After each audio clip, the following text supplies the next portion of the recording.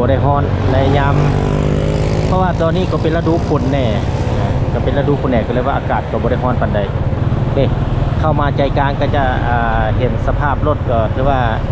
หลายแต่ไปเทียบใน FC ก็ถือว่าจะได้ลองเบิ่งก่อนว่าจะเป็นแบบไหนโอ้คือมาคึกคืนแท้มื้อนี้โอ้คนหลายแท้ๆมื้อนี้สบายดีพบกันเช่นเคยกับช่อง YouTube สวรรค์บรรณาวันนี้ข้าพเจ้าจะนำพาผู้ชมไปรับชมบรรยากาศยามค่ำคืนอยู่พี่และมาทางสีไข่เก้าเลี้ยวมาทางเก้าเลี้ยวสีไข่พี่และตอนนี้ข้าพเจ้าอยู่ในขอบเขตบ้านเก้าเลี้ยวที่ขึ้นกับเมืองสีโคตำบลนครวิจันทร์จะพาผู้ชมไปรับชมในบรรยากาศในยามค่ำคืนในถนนเส้นนี้ที่ว่ายังมีอีกเส้นหนึ่งอยู่เลาะแคมน้ำของแต่ว่าเพิ่นยังบ่ทันได้ติดตั้งไฟสำเร็จเชื่อก็เลยว่าจะบ่ได้เข้าไปลอดทางแคมป์ของเมืองนั้นเพราะว่ายังมืดๆอยู่คนก็ได้มีการเทศนาทางคอนกรีตเสร็จสิ้นในแล้วในระดับหนึ่งแล้ววันนี้ก็จะมีแต่พาท่านผู้ชมมาหับชมถนนเส้นนี้ก็ถือว่าเส้นเก่าเส้นเดิมที่ว่าเพิ่นได้เฮ็ดสำเร็จทางคอนกรีตมาหลายปีแล้วแหละนี่ตอนนี้ก็ถือว่าได้ออกจากทางขอบเขตเก่าเลี้ยวที่ขึ้นกับเมืองสุโขทัยตำบลนครวิจันทร์ต้องขอบใจ FC ทางภายในและต่างประเทศที่ช่วยเสียสนับสนุนช่อง YouTube สวรรค์บรรณาด้วยดีเสมอมาได้สิเพื่อจะได้มีการอัปเดตบรรยากาศต่างๆเพราะว่าถ้าอยู่ในนครหลวงวิจันทร์อยู่ในนครหลวงวิจันทร์และอยู่ในต่างแขวงพระสนเองในมหอนี้ก็จะเป็นห้างโศกทวีเป็นห้างโศกทวีเป็นห้างซุปเปอร์มาร์เก็ตแห่งใหญ่ที่มีชื่อเสียงโด่งดังอยู่ใน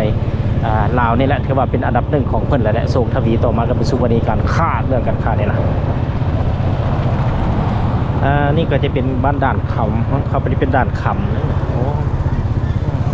สองฝากทางนี่ก็ข้าพเจ้าก็บ่เคยได้มายามค่ำคืนทางนี้จักเถื่อได้คือว่าเป็นครั้งแรกแต่ส่วนใหญ่ก็มายามกลางวินก็บ่เลยบ่รู้ว่าการเคลื่อนไหวการดำรงชีวิตของเพิ่นหรือว่าการไปการมาจะเป็นแบบใดนั่นเองก็ถือว่าเป็นครั้งแรกที่ว่าในยามค่ำคืนไปเดินทางต่อไปบัดนี้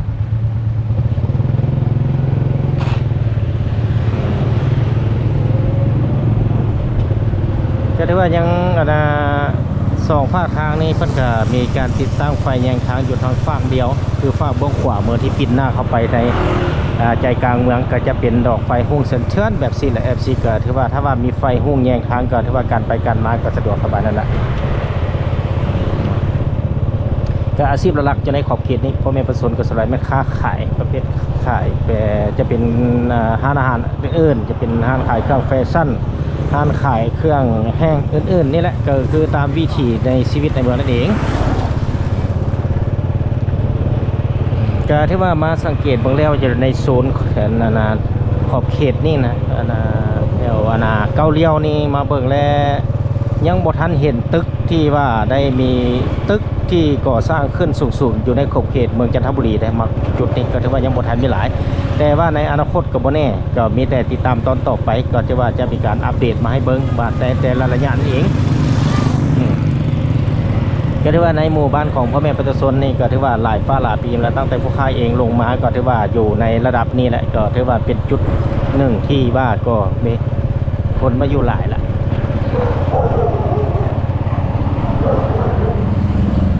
ก็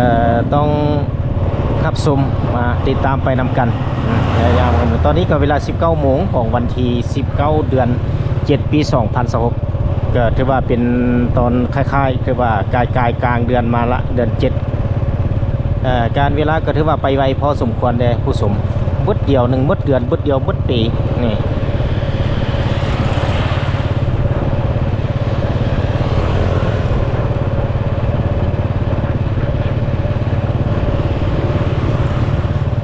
ก็ถือว่าจุดนี้นี่ในฝนตกแต่ละปีนี่ก็น้ำก็บ่ได้ขึ้นเพราะว่าจุดนี้ก็จะเป็นจุดหนึ่งโอ้เริ่มมีการก่อสร้างตึกสูงแล้วเป็นจุดที่ว่าสูงอะไรวัฏจักรระดับน้ำก็จะบ่ได้ลดตลิ่งมาหรอกคือมาสังเกตที่ปีน้ำขึ้นสูงมาละ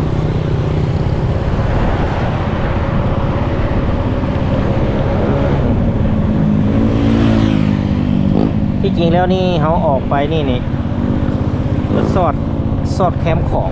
ที่เพิ่นได้หาก่อสร้างทางเลาะแคมป์ของแต่ก็ยังบ่ทันได้สำเร็จ 100% เพิ่นก็เป็น มีแต่เทได้ระยะหนึ่งแล้วก็จากนั้นก็อยู่ในช่วงที่เพิ่นได้มีการกำลังติดตั้งเสาไฟแยงทางนั่นเองภายหลังที่เพิ่นก่อสร้างสำเร็จแล้วก็ข้าพเจ้าก็จะได้พาผู้ชมมาชมอีกทีหนึ่ง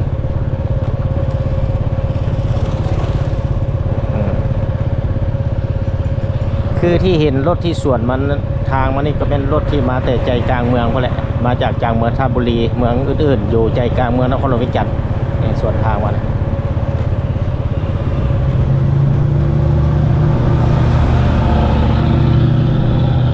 ก็ถือว่าไผ่เฝ้าก็มีแต่ไปก่อนเท่านั้น ไผ่บ่เฝ้าก็ค่อยไป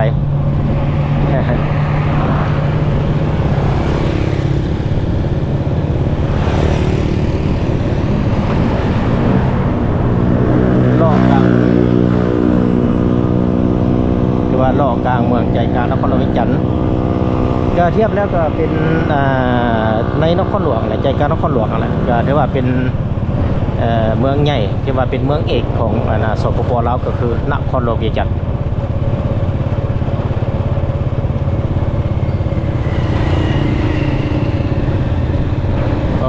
จุดนี้ก็จะเป็นร้านอาหารต้นตาลนี่อาหารต้นตาลเป็นร้านอาหารต้นตาลอยู่ในนครหลวงเวียงจันทร์เอฟซีนี่ก็จะเป็นร้านซินดาดอิ่มพุงว่ะอยู่ถ้าแขกก็มีเช่นกันร้านอาหารต้นตาลแล้วมาเป็นเจ้าของเดียวบอกก็บอกไผ่ฮู้ก็แสดงความคิดเห็นอยู่ใต้วิดีโอเด้อถ้าคือแบบพริกไว้หวานแท้จะมีแต่ละสาขาของมัน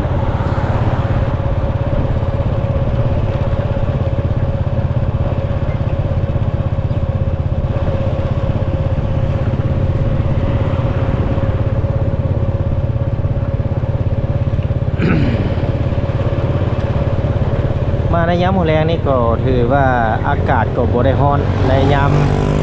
เพราะว่าตอนนี้ก็เป็นฤดูฝนแน่ก็เป็นฤดูฝนแน่ก็เลยว่าอากาศก็บ่ได้ร้อนปานใด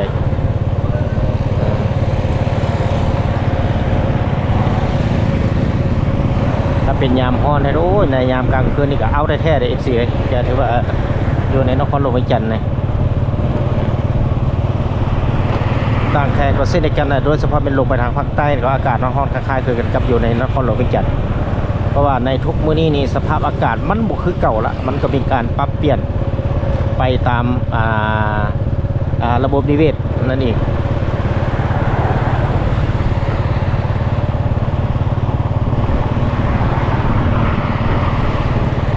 ที่จริงแล้วนี่นะแคมป์ของนี่แหละก็มี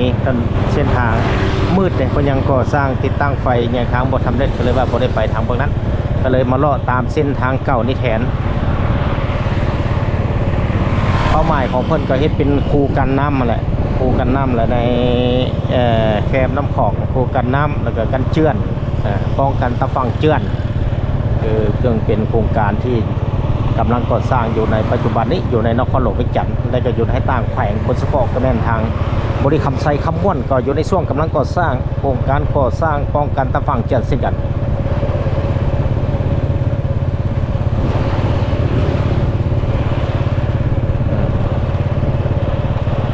มาฮอดจุดนี้ก็ถือว่าไฟแยงทางเพิ่นก็จะสลับไปทางเบื้องซ้ายเนี่ยเพิ่นติดตั้งไปทางเบื้องซ้ายปินหน้าเข้าไปนครใจกลางนะถ้าว่าเขาปินหน้าออกมาก็จะเป็นเบื้องขวาถือว่าเป็นการเทียบตอนนี้ก็จะเดินทางเข้าไปใจกลางเมืองนั่นเอง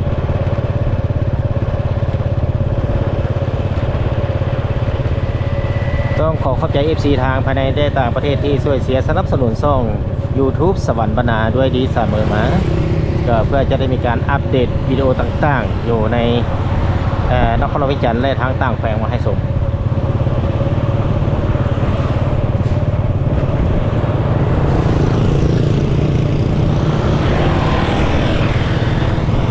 บางช่วงบางตอนก็มืดเด้อ FC เพราะว่าดอกไฟบางดอกมันขาดได้เพิ่นก็ได้ช่วงกำลังเพิ่นก็ได้แก้ไขปรับแปลงไปนำก็ขอโทษขออภัยบางช่วงมืดๆหน่อยนึงในมหาจุดนี้ก็ถือว่าแจ้งสว่างขึ้นมาละจอเจมีดอกไฟหุ่งเชิญอยู่ในนี้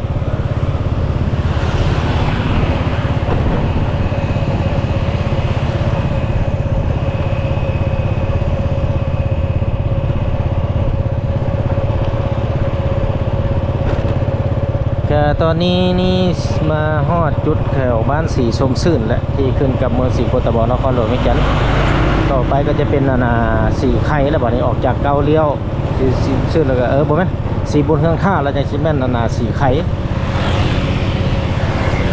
สลับซับเปลี่ยนนะเพราะว่าหลายๆบ้านติดๆต่อๆกันนะ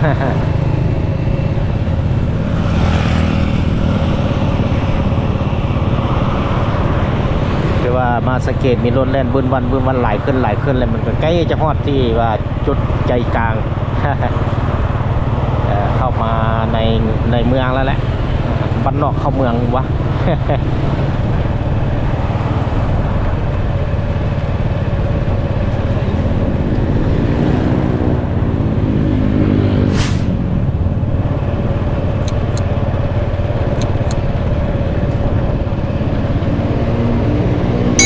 ตอนนี้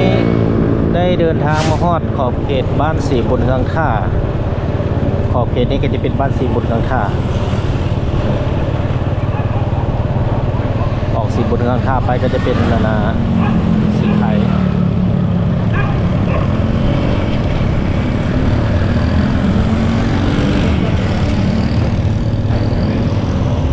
ก็มาสังเกตเป็นเวลาเราเข้ามาใจกลางเมืองก็จะมีป้ายบอกนี่4เกิด7กิโลเมตรสนามบินวัดไต2กิโลและหอคำ1 6กิโลเมตร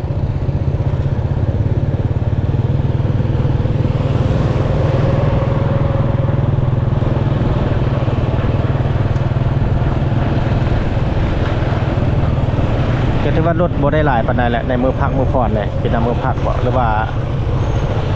มือปกติก็อาจจะหลายกว่านี้บ่หรือว่าใดๆข้าพเจ้าก็บ่เคยได้มายามกลางคืนจักเทื่อเด้ก็ได้ว่าเป็นครั้งแรกที่ว่ามาในขอบเขตบริเวณนี้ได้พาผู้ชมมารับชมนี่ตอนนี้ก็ได้เดินทางมาฮอดเขตบ้านพระยาพระบ้านยาพระก็ที่ว่าขึ้นกับเมืองสีโคตบนครหลวงเวียงจันทน์และก็นี่ก็จะเป็นถนนสุภานุวงศ์นั่นเองก็ได้ว่ามาฮอดจุดนี้ก็จะเป็นทาง4เลนเบื้องตรงข้าม2เลนและก็เบื้องที่กำลังเห็นอยู่นี่ก็2เลนเป็น4เลนเป็นถนนใจกลางเมืองนครหลวงเวียงจันทน์แท้ๆจุดนี้ก็ถือว่าเป็นชื่อถนนก็ถนนสุภานุวงศ์นั่นเอง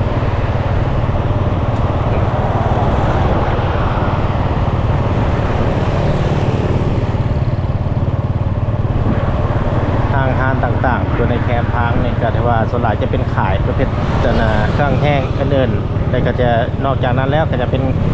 การซ่อมแปลงรถขายรถมือ2มือ3บางจุดบางช่วงก็สิมืดๆแต่ขอโทษขออภัย FC เพราะว่าดอกไฟอยู่ใจกลางมันขาดเลยจุดนี้ก็จะจัดแจ้งออกจากยาพระมาแล้วก็จะเป็นบ้านสีไข่ท่าเนี่ยเป็นบ้านสีไข่ท่าออกจากนี้เป็นบ้านสีไข่ท่าบ้าน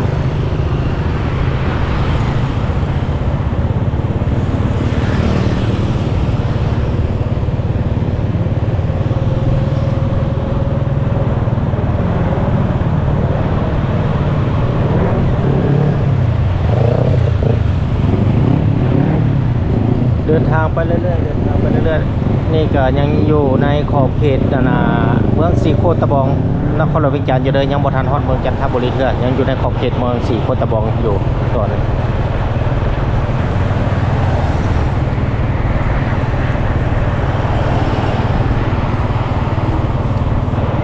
ก่อนอื่นต้องขอขอบใจทาง FC ทางภายในและต่างประเทศโดยเฉพาะได้เป็นคนลาวที่อยู่ทางต่างประเทศถ้าว่าอยากเห็นจุดใดมองใดก็แสดงความคิดเห็นอยู่ในใต้วิดีโอก็จะพยายามสรรหาซอกมาให้ได้รับชมว่าในการเคลื่อนในการพัฒนาในแต่ละระยะนี่จะเป็นแบบไหนคือที่นี่แหละก็ถือว่าโอ้มาในปี 2016 นี่ถือว่ามีการขยายตัวหลายพอสมควรว่าจะเป็นตึกอาคารต่างๆที่อยู่ในช่วงกำลังก่อสร้างนี่เองตอนนี้ก็ข้าพเจ้าก็ได้เดินทางมาฮอดไฟแดงวัดไต่สามแยกวัดไต่ไฟแดงนี่บ่มีลูกศรถ้ามีลูกศรไปซื้อได้เอาที่ว่าได้จอดนิ่งไว้ก่อนนี่ก็จะเป็นสนามบินสากลวัดไต่ท างจังหวะสามแยกนี่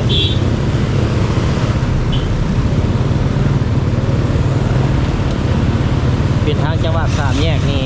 มันจะปิดสลายก็จะเป็นลูกศรสีเขียวเขาก็ไปได้ก็ถือว่าเข้ามาใจกลางก็จะเห็นสภาพรถก็ถือว่าหลายแต่ไปเทียบในมือปกติได้ก็บ่หลายแล้วเพราะว่ามื้อนี้ก็เป็นมื้อพักมื้อผ่อนของพนักงานทหารตำรวจส่วนพ่อค้าเสาขาท่านก็จะบ่ได้พัก ก็ถือว่าเป็นบางครอบครัวที่มีเงินไขพักมันก็พักสิกันตอนนี้ออกจากสี่ใครมาแล้วก็จะเป็นบ้านอากาศเห็นป่ะเป็นแบบใดระบาดเนี่ยมาฮอดใจกลางเมืองแล้วบ้านนอกมาเห็นในเมืองแล้วตอนนี้นะ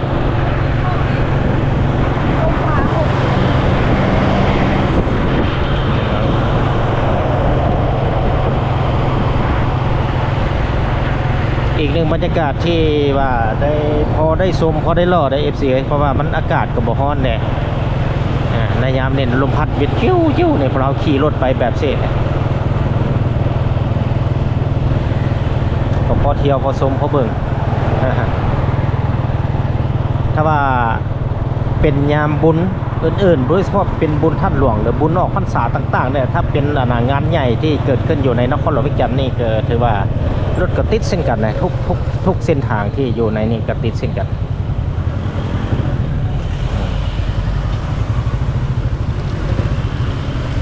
ตอนนี้ก็จะเป็นไฟแดงบ้านอากาศเลี้ยวซ้ายนี่ก็จะเป็นไปทางถนนตีสอง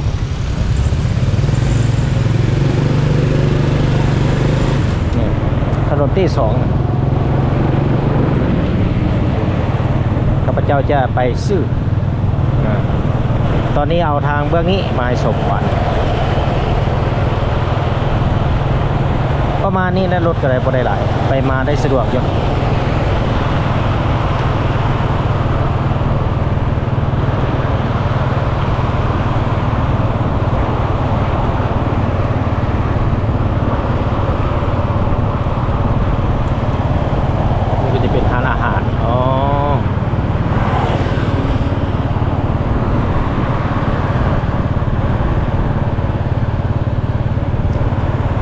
แต่ละห้อมทางมุกขวามือนี่จะเป็นห้อมนั้นห้อมนี้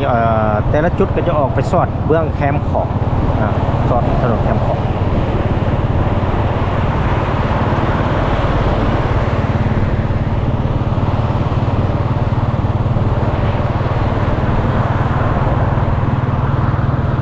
ต่อไฟบางจุดก็มันขาด นี่มาจนนี้ไฟขาดก็ได้ว่าโค้งเชื่อนก็อีกหนึ่งบรรยากาศที่ว่าได้มารับชมแบบนี้แหละก็ถือว่าเป็นการรับชมข้าพเจ้าก็ได้เริ่มมาจากตั้งแต่เก้าเลี้ยวออกจากเก้าเลี้ยวมาเก้าเลี้ยวสี่ไข่ยาผ้าจนที่แรกตลอดมาฮอดเกตเองเอาภาพยามกลางคืนยามกลางเว้นบ่มีเวลามา FC เอ้ยก็ได้ว่าสวยโอกาสเอายามกลางคืนแบบนี้แหละ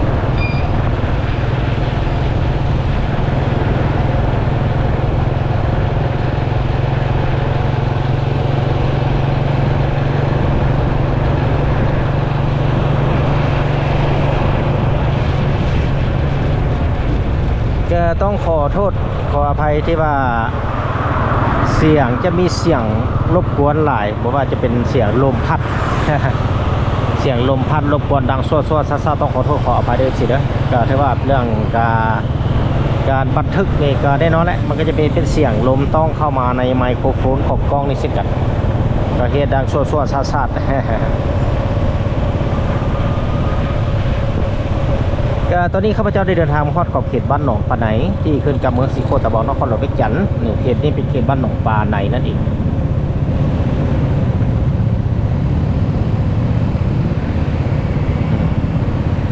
รถก็เริ่มหลายแล้วบาดนี้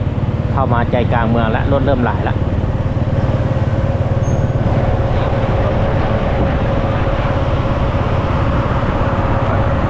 ก็ถือว่า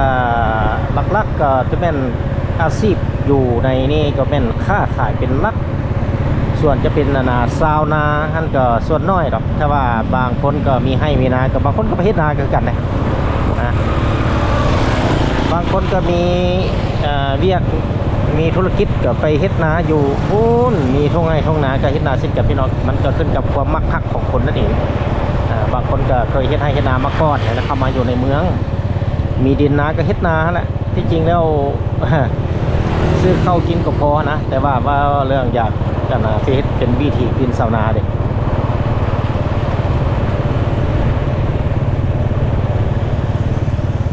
ที่จริงแล้วในถนนในเพิ่นหมายอยู่นี่นะเลนทั้งขอบนี่ขึ้นขีดจงว่านี่เป็นขอบเขตทางรถจักร รถจักรรถฉีบเลยถ้าว่ามีรถจอดนะครับก็ไปบ่ได้ก็จะเป็นต้นแน่นเข้าไปเลนที่สอง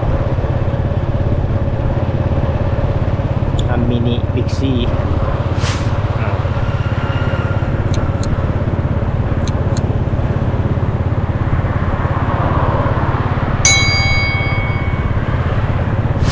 เอาเดินหน้าไปเลย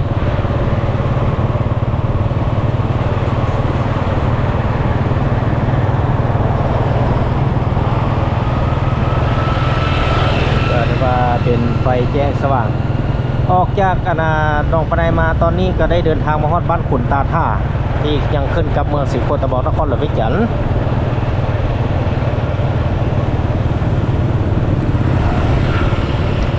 บางห้างบางเรือนเพิ่งก็มีขายของกินอาหาร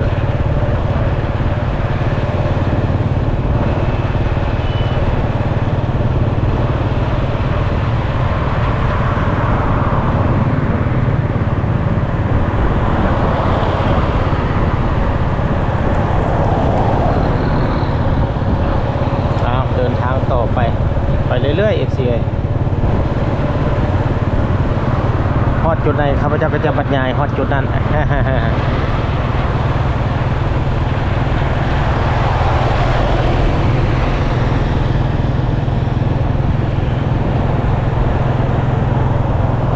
ก็ถือว่ามื้อนี้เป็นวันที่19นะฮอดวันที่20วันที่20คือมื้อวันจันทร์มื้ออื่นนี่โอ้เพราะว่า2 โมงจะมีการแข่งขันเตะบานซิงแซมบานโลกปี2026คนจะเริ่มเวลา2 โมงมันก็ตกเป็นวันที่20ละเป็นวิถี20เดือน7 2026เมื่ออื่นหมดละ ก็ลองเบิ่งตัวจริงว่าข้าพเจ้าจะได้เบิ่งชมน้ำเพิ่นบ่หรือว่าได้เบิ่งตัวจริงวันนี้ข้าพเจ้าจะรอไปทางแคมป์ของวัน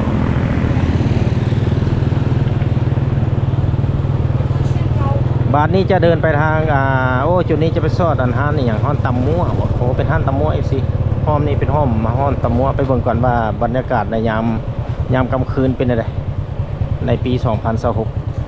ก็จะมีผู้คนมาหลายอยู่บ่ไปเบิ่งใกล้ๆก็ได้ในแคมป์ของ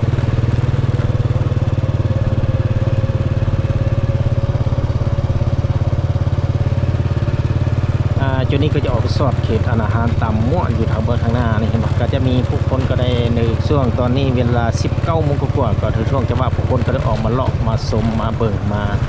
กินอาหารอยู่ในนี้ก็ถือว่าในถนนเส้นนี้ก็เป็นถนนเส้นล่องอย่างเดียวห้ามเลี้ยวขวาก็คือว่ามีแต่เลี้ยวซ้ายอย่างเดียวมาเลยนี่โอ้เป็นอาหารตำมั่วเป็นอาหารตำมั่วจุดนี้เป็นอาหารเพื่อขายพวกอาหารทะเลนะจากนั้นเราจะเป็นถนนเส้นหนึ่งที่ว่าเป็นเลาะแคมป์ของอย่างเลาะแคมป์ของเพื่อชมบรรยากาศนี่ที่เป็นฮันตำมั่ว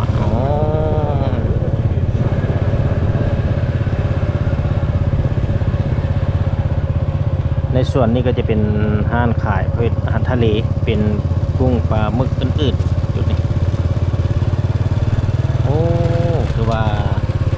เป็นอีกหนึ่งบรรยากาศคึกคืนพอสมควรในFCก็ถือว่าได้มีโอกาสก่อนข้าพเจ้าก็จะได้มาเลาะมาย่างมาเบิ่งกันจุดนี้ก็ถือว่ามาคักแท้การตกแต่งของเพิ่นนี่สังเกตปรับปรุงขึ้นหลายเติบอ่ะก็มาแต่ละเทื่อยังบ่ทันได้ปรับปรุงใหญ่ปานนี้มาตอนนี้ก็ถือว่าใหญ่พอสมควรในแต่ละจุดแต่ละบ่อนนี่เพิ่นก็ได้มีการประดับประดาดอกไม้ไฟแสงสีซึ่งอีกเป็นหนึ่งจุดที่ว่าดึงดูดนักท่องเที่ยวทางภายในและต่างประเทศที่ย่างมาแล้วก็รับชมไปนำ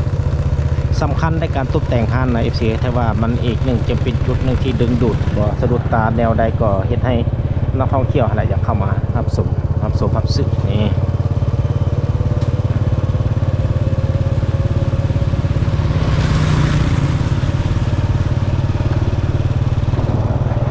ยามกลางคืนเด้อตอนนี้เด้อจะเป็นแบบเส้นก็ที่ว่าในเส้นนี้ก็จะเป็นถนนเส้นรองรถจอดได้ทางบุขวามือแต่ก็มีนักขับขี่บางคนกระส่วนกลับมาให้ระมัดระวังบ่ว่าจะเป็นรถจักรรถใหญ่อื่นๆก็ระมัดระวังเอา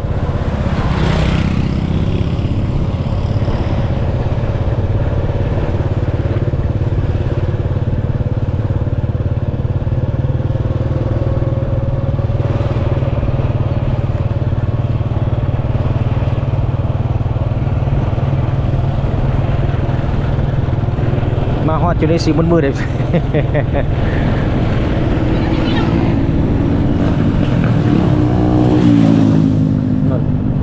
ขี่รถส่วนเลนเล่นปักไว้ไหวจิตยานฮะโอ้จุดนี้บ่มีดอกไฟมืดๆได้เลยเนี่ยขอโทษอะไร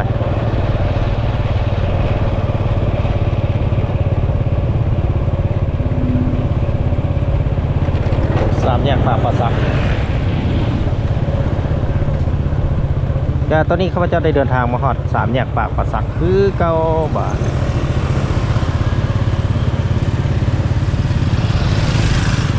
วันนี้จะเลาะแคมน้ำของถนนสีฐาน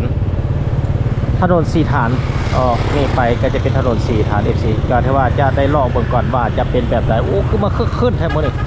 โอ้คนหลายแท้ๆมื้อนี้เป็นวันที่19เดือน7ปี2016สาเหตุคนหลายนี่ก็สืบเนื่องมาจาก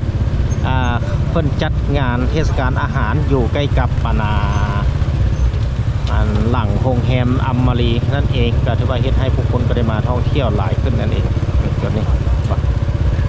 ปานบุญพุ่นแหละปานบุญนะจำของมารถถ้าฝนบ่ตกก็ลักษณะแบบนี้ทุกมื้อวันจันทร์หาวันอาทิตย์ก็ถือว่ามาเบิ่งรู้เป็นอะไรอ๋อ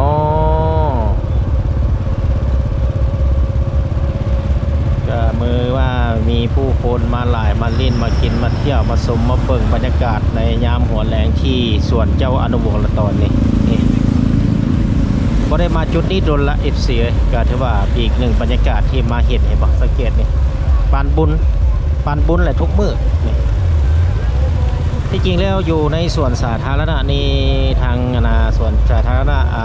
ดอนจันทร์ก็แห่งใหม่เกิดขึ้นนั่นก็คือจอมแจ้งอยู่เขตจอมแจ้งอยู่เขตพันมั่นจอมแจ้งนอกจากนั้นลงไปพ้นก็จะเป็นขอบเขตหาดสะพองก็เป็นขอบเขตแกงยางโบโอเดี๋ยวนี้เพิ่นก็ได้มีการที่จริงแล้วบ่เป็นส่วนสาธารณะหรอกคนขอบเขตนั่นแท้น่ะจะเป็นป้องกันตะฝั่งเจือนและเพิ่นก็เฮ็ดเส้นทางใจเบิ่งเถิงนั่นเอง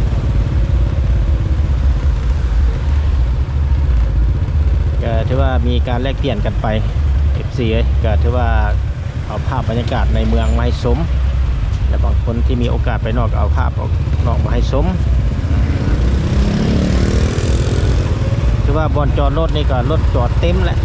เพราะว่าจะเป็นรถนักท่องเที่ยวรถพ่อค้าเช่าขายที่มาขายเครื่องอยู่ในนี้จอดก็ถือว่าเฮ็ดให้สถานีเต็มโอ้ไม่อย่างรถมีปัญหาก่อนรถเพโอสมพรรถติด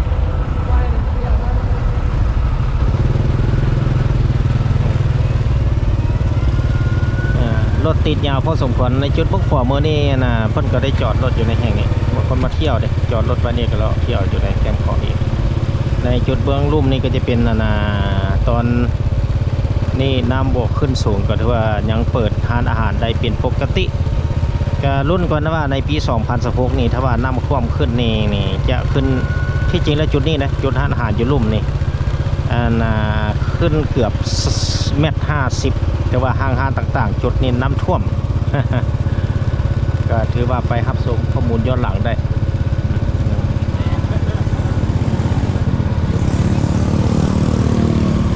เป็นแบบนี้แหละบรรยากาศแคมป์น้ำของนี่ก็จะเป็นทานระเบียงส่วนเจ้านี่ก็จะเป็นทานอาหารของเพิ่นอาหารระเบียงส่วนเจ้าต่อมาก็จะเป็นบุฟเฟ่ต์ดัดข้างของแล้วข้างของนั่นจะเป็นข้างของไม่เอกหาย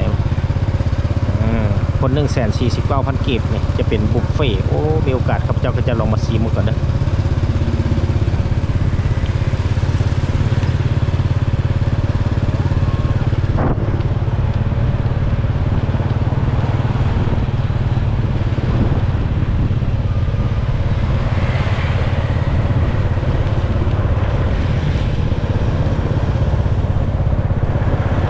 ตอนนี้ก็เดินทางมาฮอดในขอบเขตส่วนเจ้าอนุวงศ์เป็นที่เฮ็ดฮ้อย อยู่ในทางเบื้องหน้านี่ก็ใกล้จะฮอดบ่อนเจ้าอนุวงศ์ละไปเบิ่งได้เป็นแบบไหน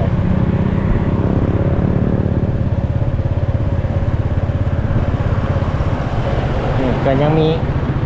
หลายคนมาสักการะบูชามากราบมาไหว้จุดธูปจุดเทียนกันแล้วแต่เป็นความเชื่อของส่วนบุคคลโดยเฉพาะเป็นคนมาจากต่างแขวงมาก็ได้บรรทายผู้แผ่หอยเป็นอีกครั้งหนึ่งที่ว่าได้มาฮอดมาเห็นและอยู่ในที่นครหลวงเวียงจันทน์ในเบื้องขวามือนี่ก็จะเป็นห้างๆเพราะว่าจะเป็นขายลูกซีนทอดลูกซีนอื่นๆ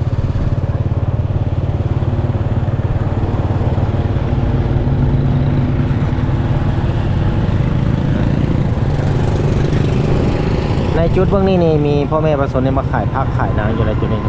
บางคนก็มาเลาะมาแล้วก็มีซื้อผักซื้อนางไปเอาในส่วนเบื้องซ้ายนี่ก็จะเป็นห้างขายประเภทปิ้งทะเลปิ้งปลาหมึกปิ้งกุ้งปิ้งหอยอื่นๆนี่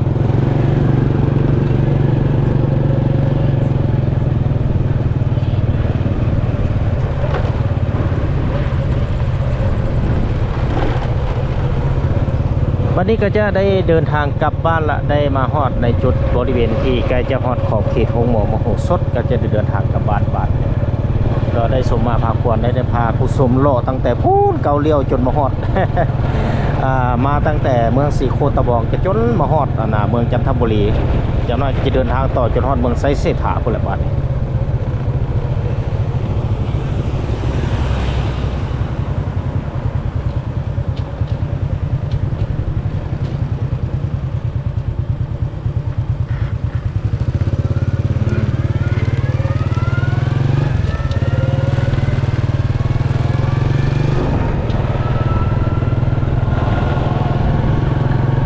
เดินทางต่อไป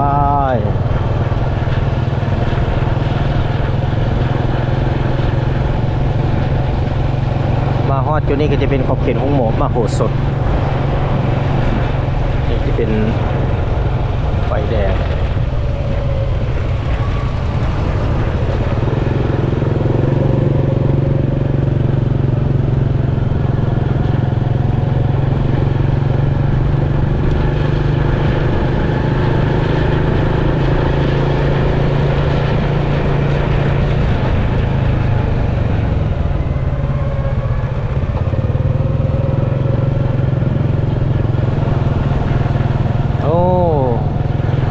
ในที่สุดก็ได้เดินทางมาฮอดใน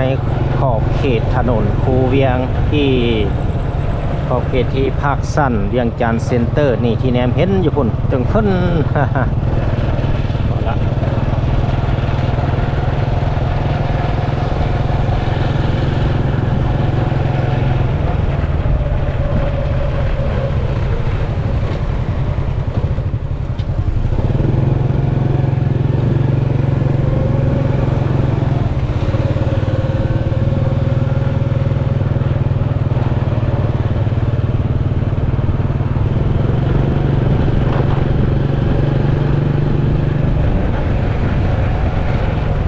มาฮอดถนนคูเวียงละ FC นี่เป็นเขตมา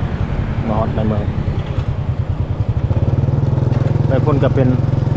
เวียงจันทน์เซ็นเตอร์ภาคสั้น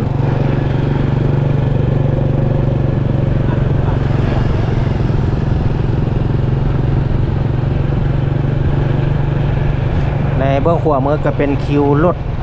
นครหลวงเวียงจันทน์จะเป็นคิวเก่าคิวแก่จะได้มาเนี่ยคิวรถตลาดเศร้าพุ่นเนี่ยนะ